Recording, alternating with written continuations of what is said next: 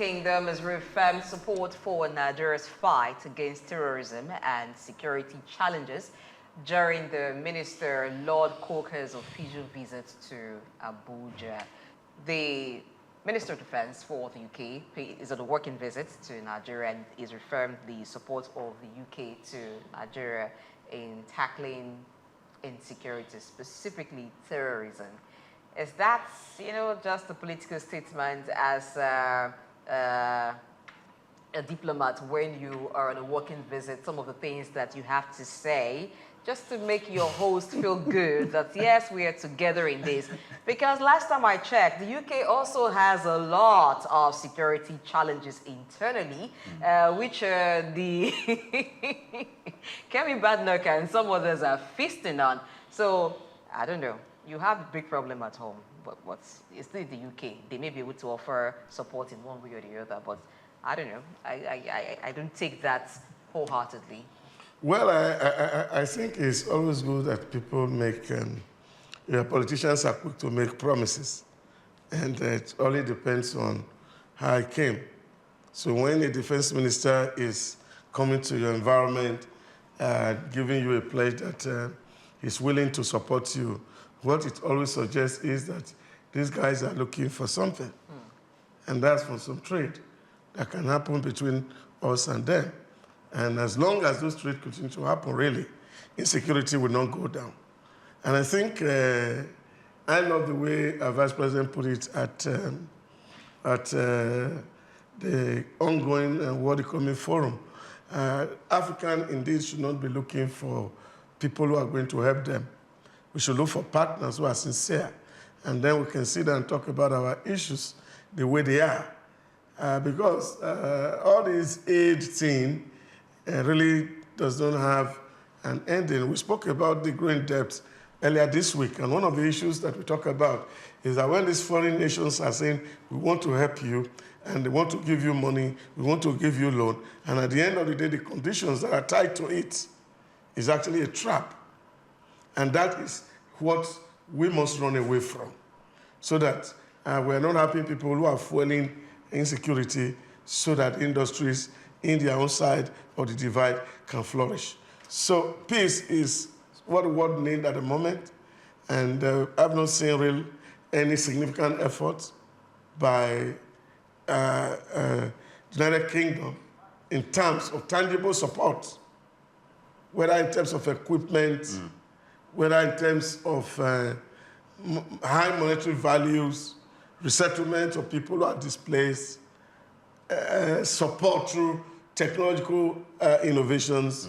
All these things are always in the realm of promises. And I think it's that time we see tangible things happen and say, okay, we can help you with technology, we can help you with detailed information.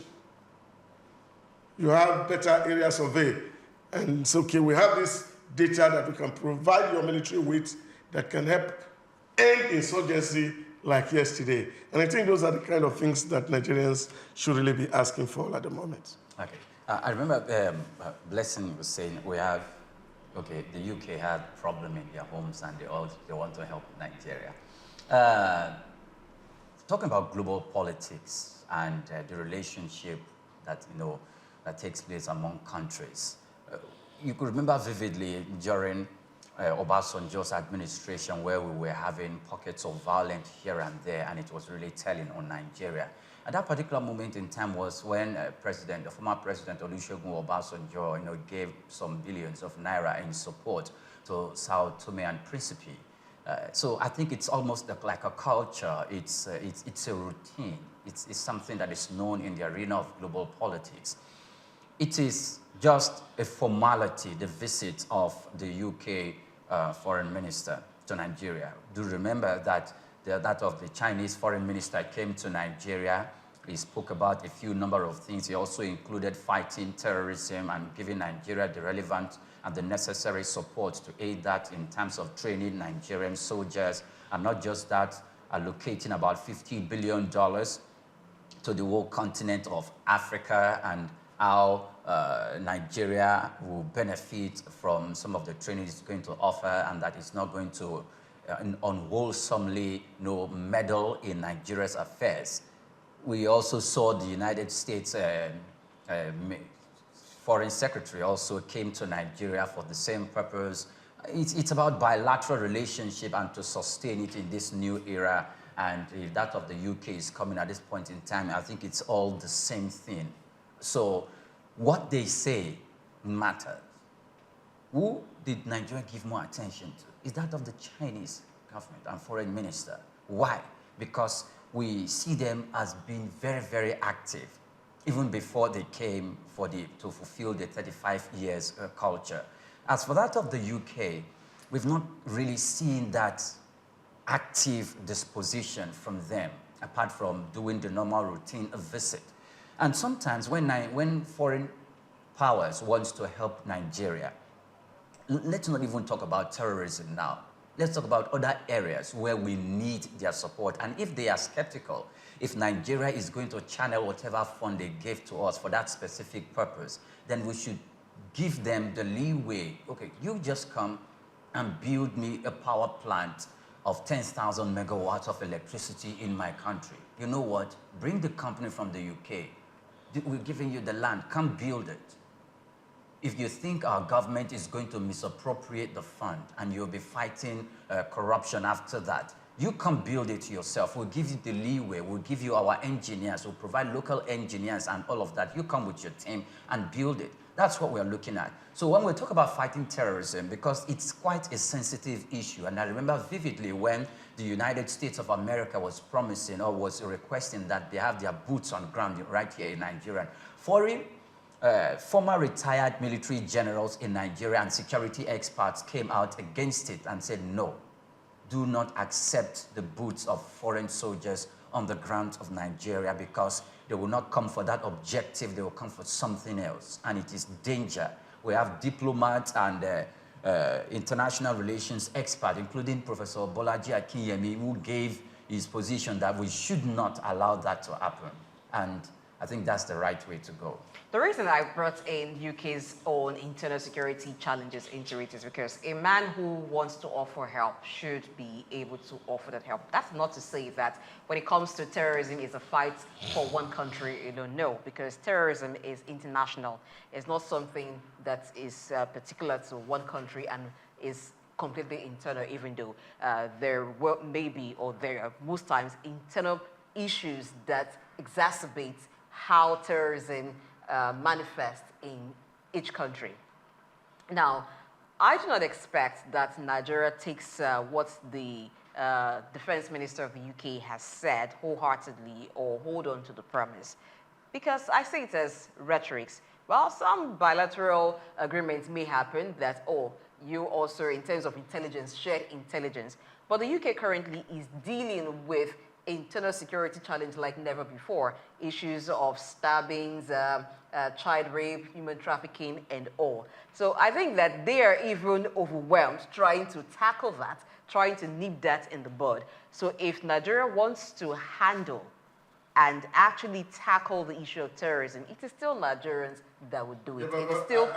I think, Blessing, I understand what you're saying. It is still, UK has enough to help us with. Yes, but in more dealing help, with the challenge. more help will come from Nigeria. I don't think... More support will come from Nigeria. Yes. And if the UK is helping, we are not doing what we need to do. We will get nowhere. So local vigilance is important.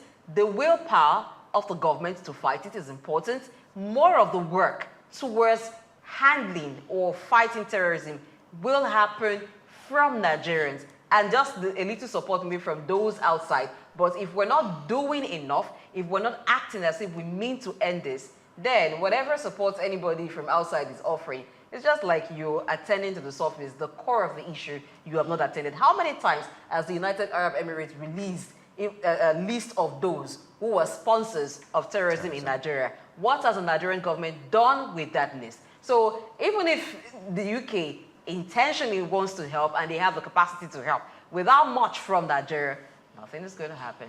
Yeah, I agree with you that Nigeria has a great role to play. Yes, UK may have their own problem, you know. Problems are in sizes and they are in shapes. What UK may be grappling with may be a child's play comparably to what we are dealing with as a country. So I do believe that they have enough to offer. But beyond the rhetorics, beyond the hypocrisies, I feel that they need to offer Nigeria in the area of intelligence support to help the military, even in the area of the hardwares that is required for Nigeria to be able to monitor their space.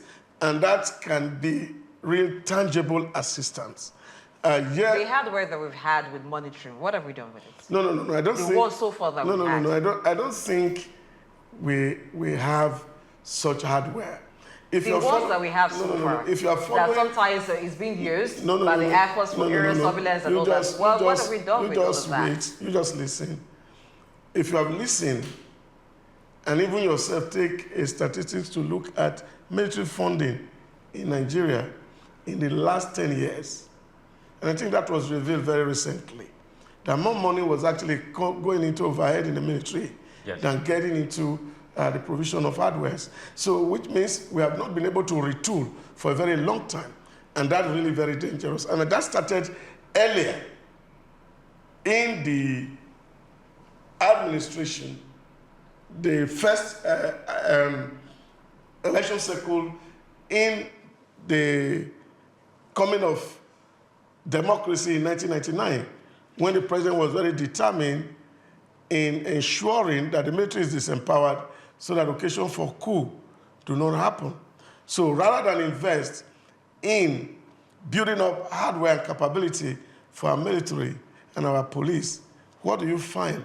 You saw that they're involving more in software, according to them, and more money was going into the overhead, and none was going into building capacity. So and that's why it's when good you that you have pointed that. No. Let me just land so that you can have the thoughts to respond. So what you find is that when you see the police, for example, dealing with armed robber, the armed robber has better weapons. When you see the soldiers dealing with criminals, the criminals have better weapons. And this is because there has not been funding getting into that side of the divide. So Nigerians do need support, whether in terms of hardware or in terms of information or data that will be needed by our officers to be able to prosecute the war against insurgency.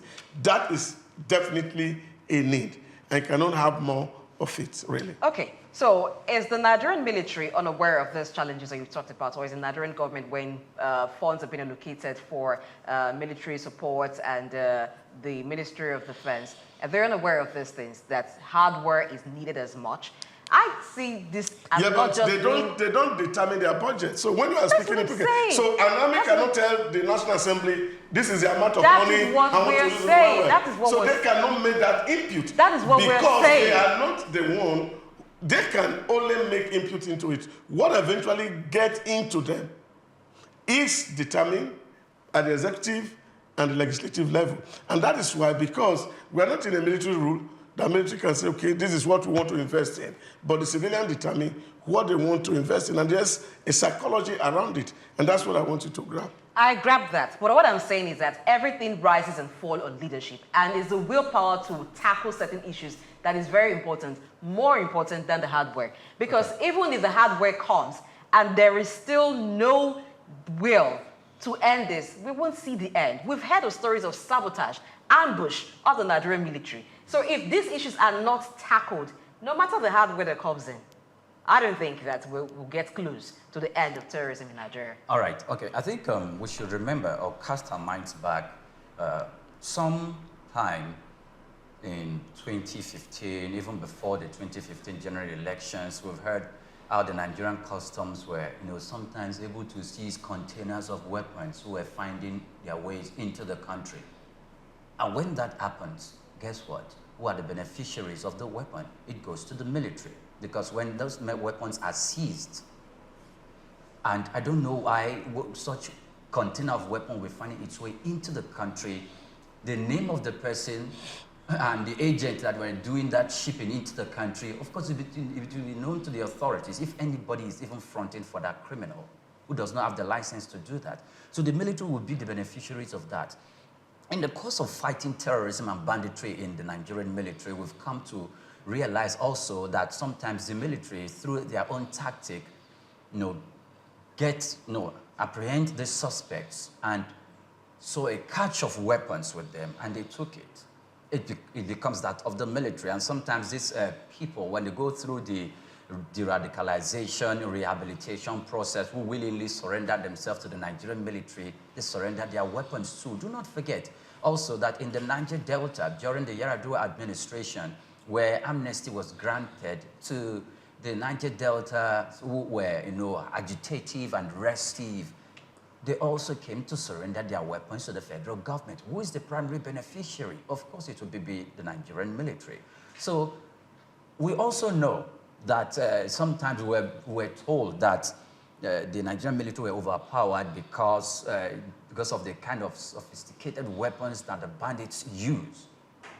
I remember vividly General Christopher Musa came out to say the recent increase, I think that was last year, the recent increase in the dollar and the skyrocketing of the dollar compared to the Nigerian naira is almost nullified the budget that was going to the military, even though the military last year too, I think, had the highest allocation of budget to fight terrorism in acquiring some of these weapons, that you think what you'll be able to purchase for 4 billion naira or 3 billion naira, you think it's big money, but by the time it is converted to dollar in the international market to buy these weapons, it becomes very, very insignificant amount. So we have the economic and the business aspect of it that will beat down the amount of money, and it will make the budget of the military not to perform to expectation. However, the money that has been allocated to the military in prosecuting the war for terrorism must also, the military chiefs need to give account, an account that can be verified by the civilian authorities whom they are responsible to,